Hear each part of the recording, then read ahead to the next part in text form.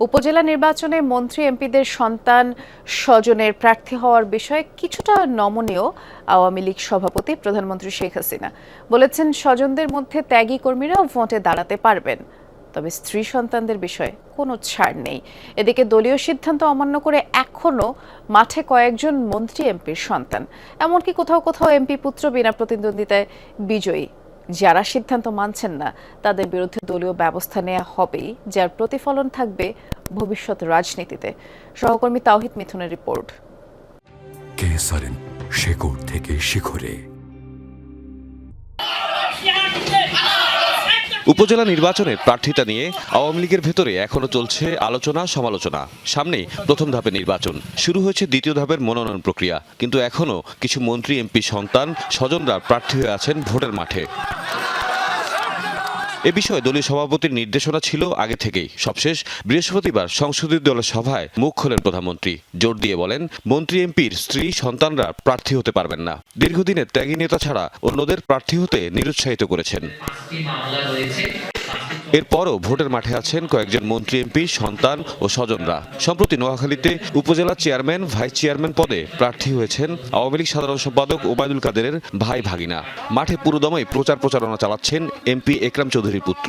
মাদারীপুরে উপজেলা চেয়ারম্যান প্রার্থী দলের প্রেসিডিয়াম সদস্য স্থানীয় এমপি শাহজাহান খানের ছেলে। তাদের দাবি, নিজ যোগ্যতাতেই হয়েছেন প্রার্থী। স্বজনদের মধ্যে ছেলে মেয়ে স্ত্রী এই তিনজন করতে পারবে না, তারপরে তো অনেকে করে।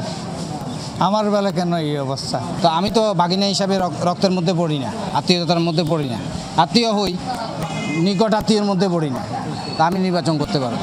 আমার আব্বা যেভাবে আপনাদের সেবা করেছে, আপনাদের জন্য কাজ করেছে, উপজেলার জন্য কাজ করেছে, ঠিক সেভাবেই আমি আপনাদের জন্য কাজ করতে চাই। সমাজের সকল পর্যায়ের মানুষের মধ্যেই একটি উচ্ছ্বাস দেখতে পাচ্ছি, আনন্দ দেখতে পাচ্ছি আমি নির্বাচনে নামার পর থেকে। দলের সাধারণ সম্পাদক এরই মধ্যে স্পষ্ট করেছেন, যারা সিদ্ধান্ত মানছেন না তাদের প্রতি দলের সমর্থন নেই।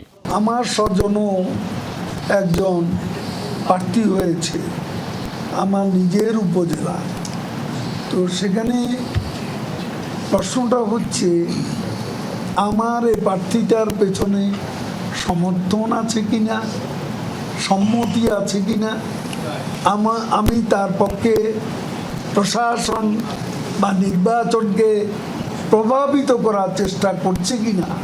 আওয়ামী লীগের নীতি নির্ধারকদের দাবি, দলের প্রধানের সিদ্ধান্তের প্রতি সম্মান জানিয়ে এরই মধ্যে অনেক মন্ত্রী এমপি সন্তান স্বজনরা ভোটের মাঠ থেকে সরে গেছেন। যারা কোথাও রাজনীতি করে না, শুধুমাত্র বিশিষ্ট পদধারীদের সন্তান হওয়ার কারণে, স্ত্রী হওয়ার কারণে তারা যদি নির্বাচন করেন, এটাকে দৃষ্টিকটু দেখায়। এবং আমাদের আওয়ামী লীগের মূল শক্তিটাই হচ্ছে আমাদের তৃণমূল, যারা জমি বিক্রি করে আওয়ামী লীগ করেছেন, ফসল বিক্রি করে আওয়ামী লীগ করেছেন, নিজের পরিবারকে বঞ্চিত করে আওয়ামী লীগ করেছেন। এই মানুষগুলো একটু মর্যাদা চায়।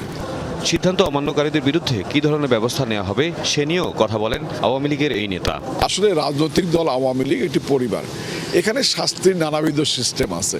এখানে কোনো শাস্তি প্রকাশ্য হয়, কোনো শাস্তি অপ্রকাশ্য হয়। তো যারা নির্দেশনা অমান্য করবেন তারা নিঃসন্দেহে কোনো না কোনোভাবে শাস্তি বা তিরস্কারের আওতায় আসবেন। আলোচনা সমালোচনা আর শঙ্কা কাটিয়ে উপজেলা নির্বাচন অংশগ্রহণমূলক করতে মন্ত্রী এমপিদের প্রভাবমুক্ত ভোট আয়োজনের দাবি জানিয়েছেন প্রার্থীরা। তাওহিদ মিথুন, যমুনা নিউজ, ঢাকা।